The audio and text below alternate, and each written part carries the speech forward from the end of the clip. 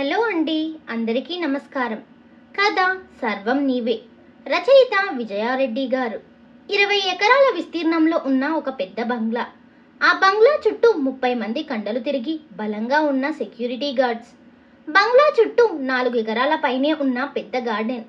బంగ్లాకి ఒక సైడ్లో పెద్ద పోర్టికో, అందులో అన్ని రకాల టాప్ బ్రాండ్స్ లేటెస్ట్ మోడల్స్ కార్లు. మరో సైడ్లో ఉన్న పెద్ద స్విమ్మింగ్ పూల్. ఇంటి ముందు ఒక వాటర్ ఫౌంటైన్. సింహద్వారంలో అడుగు పెట్టగానే ఇంపోర్టెడ్ ఇంటీరియర్తో చక్కగా ఉన్న పెద్ద హాల్. గుమ్మంలో నిలబడగానే ఎదురుగా స్టెప్స్ పార్టిషన్ దగ్గర రాజసం ఉట్టిపడుతున్నట్టు శివపార్వతుల్లా ఉన్న దంపతుల నిలువెత్తు ఫోటో. అక్కడి నుండి స్టెప్స్ మీద పై ఫ్లోర్కి వెళ్ళగానే అక్కడున్న మాస్టర్ బెడ్రూమ్లో ఆ ఇంటి యువరాణి, ఆ మొత్తం ఆస్తికి ఏకైక వారసురాలు అయిన ఒక అందమైన పాలరాతి శిల్పంలా ఉన్న అమ్మాయి నీళ్లు నిండిన కళ్ళతో ఆ రూమ్లో వాల్కి ఉన్న తన తల్లిదండ్రుల పెయింటింగ్ని బాధగా చూస్తూ ఉండిపోయింది. ఇంతలో అతుల్య, నిద్రలేచావా తల్లి అంటూ ఆ అమ్మాయి పిన్ని వల్లి గారు ఆ రూమ్లోకి వచ్చేసరికి అతుల్య కంగారుగా చెంపల మీదుగా జారిన కన్నీళ్లను తుడుచుకుని మామూలుగా కూర్చుని ఉంది. అప్పటికే అక్కడికి వచ్చి అతుల్యను గమనించిన వల్లి గారు, 15 ఏళ్లుగా అతుల్య తన నుండి దాస్తున్న బాధ తెలిసిందే కావడంతో నేరుగా ఆమె వార్డ్రోబ్ దగ్గరికి వెళ్ళి ఎల్లో అండ్ బ్లూ కాంబినేషన్లో ఉన్న లంగా ఓని తీసిపెట్టి ఆమె పక్కన కూర్చుని ఆప్యాయంగా ఆమె తలనిమురుతూ, బర్త్డే రోజు అలా కన్నీళ్లు పెట్టుకోకూడదురా అతుల్య, ఇటు చూడు అంటూ ఇంకా కన్నీటి చారలు ఉన్న అతుల్య చెంపలు తుడుస్తూ, నేను నిన్ను కనకపోవచ్చు కానీ 15 ఏళ్లుగా కడుపులో పెట్టుకుని చూసుకుంటున్నానురా. నువ్వు ఏ టైంలో ఎలా ఉంటావో, దేనికి ఎలా రియాక్ట్ అవుతావో, ముఖ్యంగా ఇక్కడ అంటూ అతుల్య గుండెల మీద చెయ్యి పట్టి చూపిస్తూ, ఎంత బాధలు దాస్తున్నావో అన్నీ నాకు తెలుసురా అంటూ ఆమె మాటలకు స్తబ్దుగా ఆమెనే చూస్తూ ఉన్న అతుల్యను తన గుండెలకు హద్దుకుని సరదాగా ఆడుతూ పాడుతూ ఉండే నీ జీవితాన్ని మీ బాబాయ్ అతి జాగ్రత్తతో పంజరంలో బంధించిన చిలకలా చేసేశారు. నువ్వు అనుభవిస్తున్న ఈ నరకాన్ని ఆయనకి ఎలా చెప్తే అర్థమవుతుందో తెలియట్లేదురా అనుకుంటూ ఉండగా ఇంతలో అదే ఫ్లోర్లో ఉన్న మరో రూమ్ నుండి వల్లి అని అతుల్య బాబాయ్ వెట్రి గారు పిలిచేసరికి వల్లి గారు అతుల్యతో, సరే తొందరగా రెడీ అవ్వు, గుడికి వెళ్దాం అని చెప్పేసి ఆవిడ అతుల్యకి కావలసినవి అన్నీ తీసిపెట్టేసి వెట్రి గారి దగ్గరకు వెళ్లారు. ఆవిడ అలా వెళ్ళగానే అతుల్య ప్రాణం ఉన్న శవంలా మొహంలో ఎలాంటి భావం లేకుండా లేచి వాష్రూంలోకి వెళ్ళి షవరాన్ చేసి దాని కింద నిలబడింది. షవర్ నుండి పడుతున్న ఆ చల్లటి నీళ్లు తన గుండెల్లో పొంగుతున్న లావాను ఏమాత్రం తగ్గించలేకపోతుంటే తన బాల్యం గుర్తు చేసుకుని ఒకప్పుడు తన బర్త్డే తన తల్లిదండ్రుల మధ్య ఎంత సంతోషంగా జరిగేదో గుర్తురాగానే మౌనంగా అమ్మా అప్పా అంటూ రోదిస్తూ ఉంది అతుల్య మనసు. అతుల్య రాఘవన్ 22 ఏళ్ల క్రితం తమిళనాడు నుండి ఆంధ్రాకి వచ్చి సెటిల్ అయిన డాక్టర్ సెల్వరాఘవన్ ఇందిరా గార్ల ఏకైక సంతానం. భార్యాభర్తలిద్దరూ డాక్టర్స్, పైగా పుట్టుకతోనే ధనవంతులు కావడంతో చాలా అనాథాశ్రమాలు, వృద్ధాశ్రమాలు తన సొంత ఖర్చుతోనే నడిపేవారు. వాళ్ళు ఆంధ్ర వచ్చి సెటిల్ అయిన 2 ఏళ్లకు అతుల్యకి జన్మనిచ్చారు ఇందిరా గారు. కూతురు పుట్టినందుకు అప్పట్లో సెల్వ గారు చేసిన సంబరాలు ఇప్పటికీ ఒక పెద్ద సంచలనమే.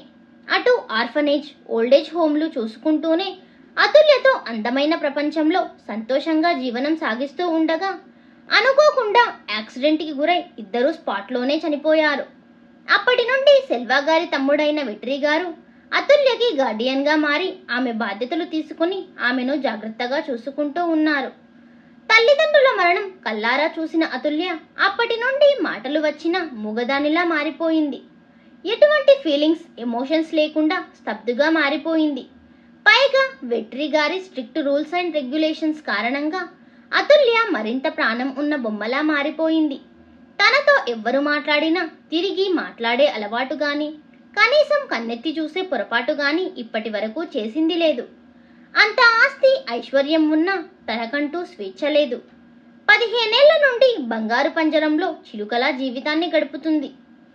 కాసేపటికి అన్యమనస్కంగానే రెడీ అయ్యి బయటికి వచ్చిన అతుల్యను చూసిన వెట్రి గారికి ఒక్క క్షణం మనసుకి సంతోషంగా అనిపించిన ముభావంగా ఆమె నుండి మొహం తిప్పుకుని, లేట్ అవుతుంది పదండి అంటూ వల్లి గారిని అతుల్యని తీసుకుని దగ్గరలో ఉన్న శివాలయానికి బయలుదేరారు. తమ చుట్టూ 10 మంది గార్డ్స్ వలయంలా ఏర్పడి గుళ్ళోకి తీసుకెళుతుంటే అదంతా చిరాగ్గా ఫీల్ అవుతున్న అతుల్యను చూసిన వల్లి గారు కూడా అసహనంగా దేవుడి దగ్గర ఏంటండి ఇదంతా అని అడిగారు. ఆ ప్రశ్నకు వెట్రి గారు గుడిమెట్లు ఎక్కుతూ చుట్టూ చూస్తూ మనకున్న ఆస్తి అంతస్తులకు మన జాగ్రత్తలో మనం ఉండాలి వల్లి. ఎటువైపు నుండి ఏ ప్రమాదం వస్తుందో తెలియని జీవితాలు మనవి అన్నారు. దానికి ఆవిడ ఆయన్ని కోపంగా చూస్తూ మీది జాగ్రత్త కాదండి, అతి జాగ్రత్త. ఈ అతి జాగ్రత్తే మిమ్మల్ని ఎప్పుడో ముంచుతుంది, చూస్తూ ఉండండి. అయినా దేవుడు రాసిన రాతను మనం ఎలాంటి బలం బలగాలు ఉపయోగించినా మార్చలేము. ఆ విషయం గుర్తుపెట్టుకోండి అని తమ ముందున్న గార్డ్స్ని తప్పించుకుని అతుల్య చెయ్యి పట్టుకుని గుళ్ళోకి తీసుకెళ్లిపోయారు వల్లిగారు. వల్లిగారి కోపానికి వెట్రిగారు అక్కడి నుండే దేవునికి దండం పెట్టుకుని తిరిగి వెళ్లిపోయి కారులో కూర్చున్నారు. ఆయన వెనకే గార్డ్స్ కూడా వచ్చేశారు ఆయన చెప్పడంతో. వల్లిగారు దేవుడి ముందు కనీసం చేతులు జోడించకుండా మౌనంగా నిల్చున్న అతుల్యను చూస్తూ రాయిలా ఉన్న మా అతుల్య మనసుని మార్చి ఆ మనసులో ప్రేమను పుట్టించే రాకుమారుడిని తొందరగా తన జీవితంలోకి పంపించు శివయ్య అని వేడుకున్నారు. అది ఒక అందమైన డూప్లెక్స్ ఇల్లు, అదేనండి మన హీరో ఇల్లు. ఆ ఇంట్లో జిమ్ ఏరియాలో కండలు తిరిగిన చక్కటి శరీరం, చూడగానే అలానే చూస్తూ ఉండాలి అనిపించేంతటి ప్రకాశవంతమైన మొహము, నవ్వితే పడే బుగ్గసొట్టలు కలిగిన ఓ మన్మధుడు, అప్పటి వరకు చేసిన వర్కౌట్స్ వల్ల పట్టిన చెమటను నాప్కిన్తో తుడుచుకుంటూ కింద కిచెన్లో బ్రేక్ఫాస్ట్ ప్రిపేర్ చేస్తున్న తన తల్లిని వెనక నుండి ఆమె మెడ చుట్టూ చేతులేసి ఆమె బుగ్గను ముద్దు పెడుతూ ఏం వండుతున్నాం అవంతి అని అడిగాడు. దానికి అవంతి గారు అతని నుండి విడిపించుకొని కోపంగా అట్లకాడ చూపిస్తూ ఇడియట్, ఐపీఎస్ చేశావు, కాసేపట్లో ఏసీపీగా ఛార్జ్ తీసుకోబోతున్నావు, అయినా నీలో కొంచెం కూడా డీసెన్సీ నీట్నెస్ అనేదే లేదు, వెళ్ళు ముందెళ్ళి ఫ్రెష్ అయ్యిరా అన్నారు. ఆవిడ బెదిరింపుకి అతను నవ్వుతూ ఆమె బుగ్గ మీద మళ్ళీ ముద్దు పెట్టేసి తొందరగా అక్కడి నుండి తన రూమ్కి వెళ్ళిపోయాడు. వెళుతున్న తన కొడుకును చూసుకుని అవంతి గారు నవ్వుకుంటూ బ్రేక్ఫాస్ట్ రెడీ చేసి అన్నీ డైనింగ్ టేబుల్ మీద సర్దిపెట్టి కొడుకు కోసం వెయిట్ చేస్తూ ఉండగా ఫార్మల్ వేర్లో వస్తున్న కొడుకును చూసి ఏంటి శక్తి యూనిఫామ్ వేసుకోకుండా ఫార్మల్ వేసుకున్నావు ఏంటి అని అడిగారు. ఆ ప్రశ్నకు శక్తి నవ్వుతూ గుడికి వెళ్ళాలి అన్నావు కదా, ఆయన దగ్గర షో చేయడం ఎందుకులే, వచ్చాక చేంజ్ చేసుకుందాం అని అంటూ డైనింగ్ టేబుల్ దగ్గర చైర్ లాక్కొని కూర్చొని ఇద్దరూ కలిసి బ్రేక్ఫాస్ట్ కానిచ్చి గుడికి బయలుదేరబోతుండగా అవంతి గారి మొబైల్ రింగ్ అయింది. అవంతి మనోహర్ గార్ల ఏకైక సంతానం శక్తి రాఘవేంద్ర. వారిది ప్రేమ వివాహమే అయినా పెద్దలు పచ్చజెండా ఊపడంతోనే జరిగింది. మనోహర్ గారి తండ్రి ఆ సిటీలోని ఎన్నో విద్యా సంస్థలను నడిపిస్తూ మంచి పేరు ప్రఖ్యాతలు సంపాదించారు. కానీ మనోహర్ గారు ఐపీఎస్ ఎంచుకుని తండ్రి ఆశయాలను పక్కన పెట్టడంతో అవి కోడలిగా అవంతి గారే నిర్వర్తించేవారు. మనోహర్ గారు ఒక కేసు విషయంలో అనుకోకుండా బుల్లెట్ తగిలి ప్రాణాలు కోల్పోయారు. అప్పటి నుండి కుటుంబ బాధ్యత, విద్యా సంస్థల బాధ్యత, శక్తి పూర్తి బాధ్యతలు అన్నీ ఆమె తన భుజస్కంధాల మీద మోస్తూ అన్నిటినీ చక్కగా నిర్వర్తిస్తూ సమాజంలో ఎన్నో ఒడిదుడుకులను ఎదుర్కొంటూ ఇలా నిలబడ్డారు. ఆమె మొబైల్ స్క్రీన్ పై కాలేజ్ వైస్ ప్రిన్సిపల్ అని ఉండడంతో వెంటనే కాల్ లిఫ్ట్ చేసి మాట్లాడి పెట్టేసి ఆమె వైపే చూసి నవ్వుతున్న శక్తి చంప నిమురుతూ సారీ నాన్న, అర్జెంటుగా కాలేజీకి వెళ్ళాలి, నువ్వు గుడికి వెళ్ళి నీ జాయినింగ్ లెటర్ శివయ్య పాదాల దగ్గర పెట్టించుకుని అర్చన చేయించుకుని ఆఫీస్కి వెళ్ళు, సరేనా, ఆల్ ది బెస్ట్ అంటూ శక్తిని హక్ చేసుకున్నారు.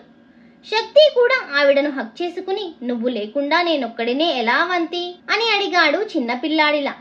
ఆ ప్రశ్నకు అవంతి గారు క్యూట్గా ఉన్న శక్తి బుగ్గలు లాగుతూ నువ్వింకా చిన్నపిల్లాడివి కాదు నాన్న, పెళ్లి చేస్తే 2 బిడ్డలకు తండ్రి అయ్యే వయసు వచ్చింది, అయినా ఇంకా ఇలా తల్లి కొంగు పట్టుకుని తిరిగితే ఎలా చెప్పు, నువ్వు మొదటి చూపులోనే మనసు పడ్డ అమ్మాయిని లవ్ చేసి నా ముందుకు తీసుకొచ్చి అమ్మా తినే నీకు కాబోయే కోడలు అని నువ్వు ఎప్పుడెప్పుడు చెబుతావా అని వెయిట్ చేస్తుంటే నువ్వేమో ఇలా ఇంకా చిన్ని కృష్ణుడిలా నా చెంగు పట్టుకుని తిరుగుతున్నావు అనగానే ఆవిడ మాటలకి శక్తి నవ్వుతూ నేను లవ్ చేసే పెళ్లి చేసుకుంటాను అని నీకు ఎందుకు అనిపిస్తుంది అని అడిగాడు దీర్ఘంగా ఆలోచిస్తూ.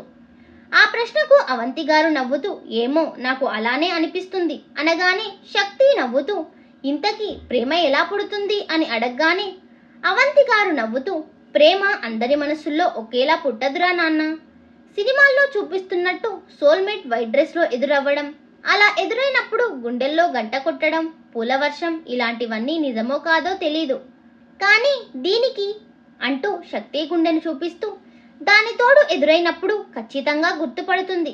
అలాగే నీ మనసు నీకు ఖచ్చితంగా సంకేతాన్ని ఇస్తుంది, తనే నీ సోల్మేట్ అని అనగానే శక్తి నవ్వుతూ చూద్దాం ఈ శక్తి మనసులో ప్రేమ పుట్టించే అమ్మాయి ఎప్పుడు ఎదురవుతుందో అని ఇద్దరూ కారులో బయలుదేరారు. శక్తి అవంతి గారిని కాలేజ్ దగ్గర డ్రాప్ చేసి అటు నుండి శక్తి గుడికి బయలుదేరాడు. శక్తి కూడా అదే గుడికి రావడంతో గుళ్ళో అడుగుపెట్టిన క్షణం నుండి శక్తి మనసులో ఏదో తెలియని అలజడి మొదలైంది. కానీ అదెందుకో అర్థం కాక గుండెల మీద చెయ్యి పట్టుకుని సడన్ గా ఏమైంది నీకు? కాసేపటి క్రితమే కదా అమ్మ చెప్పింది నీ సోల్మేట్ ని చూసినప్పుడే నువ్వు రియాక్ట్ అవ్వాలి అని. మరెందుకు ఇప్పుడు నాకు ఇలా స్ట్రోక్ వచ్చేలా అలజడి పుట్టిస్తున్నావు అని తన మనసుని తనే వారించుకుని ప్రదక్షిణలు చేయడం మొదలుపెట్టాడు శక్తి. వల్లి గారు దేవుడి ముందు కనీసం చేతులు కూడా జోడించకుండా మౌనంగా నిల్చున్న అతుల్యను చూస్తూ రాయిలా ఉన్న మా అతుల్య మనసుని మార్చి ఆ మనసులో ప్రేమను పుట్టించే రాకుమారుడిని తొందరగా తన జీవితంలోకి పంపించు శివయ్య అని వేడుకున్నారు. ఆ క్షణంలోనే 3 ప్రదక్షిణలు పూర్తి చేసుకుని వచ్చి గంట మోగించాడు శక్తి. ఆ శుభ సంకేతానికి వల్లి గారు కళ్ళల్లో నీళ్లు, పెదాల మీద చిరునవ్వు ఒకేసారి వచ్చి చేరాయి. ఆ సంతోషంలో వల్లి గారు తలెత్తి దేవుడికి నమస్కరిస్తూ గంట వైపు చూసేసరికి 6 అడుగుల కండలు తిరిగిన శరీరంతో ప్రకాశవంతమైన తేజస్సు కలిగిన మొహంతో దేవుడికి నమస్కరిస్తూ కనిపించాడు శక్తి.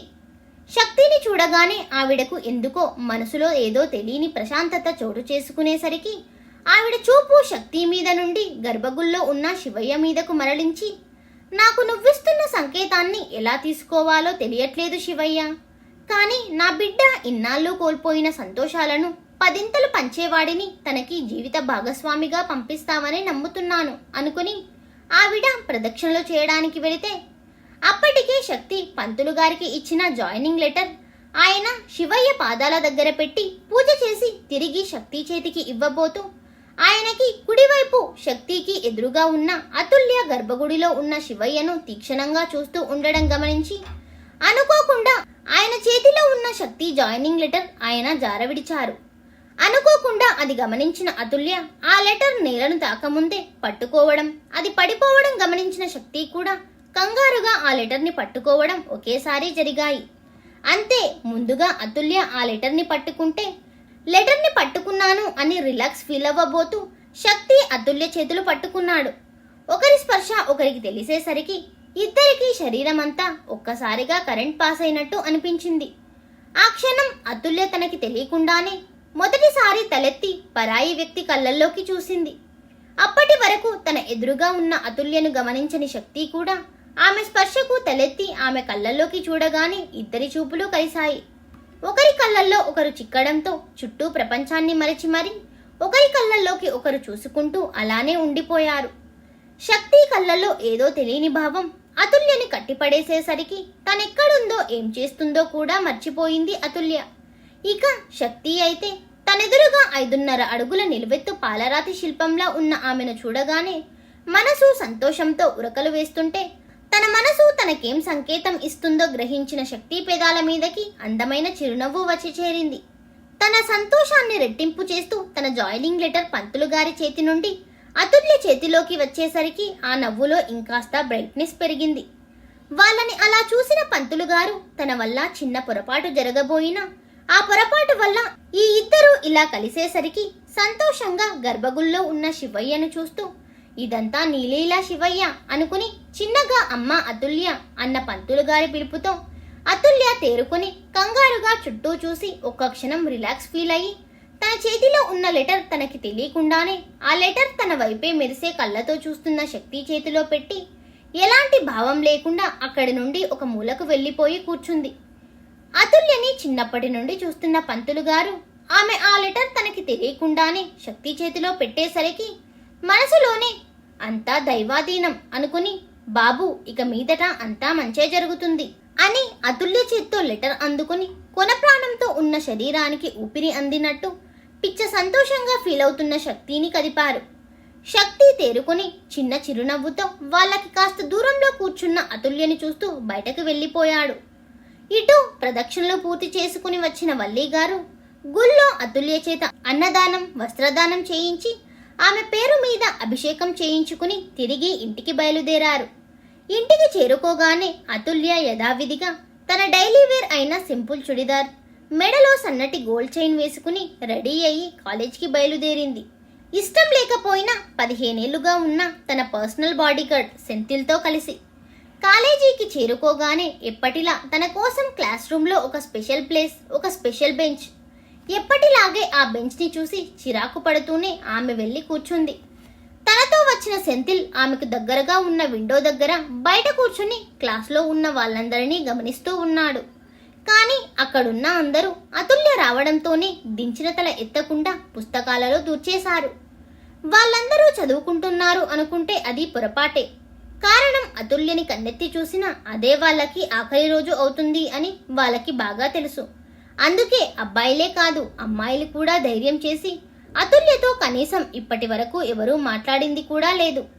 కాసేపటికి లెక్చరర్ వచ్చి క్లాస్ స్టార్ట్ చేశారు.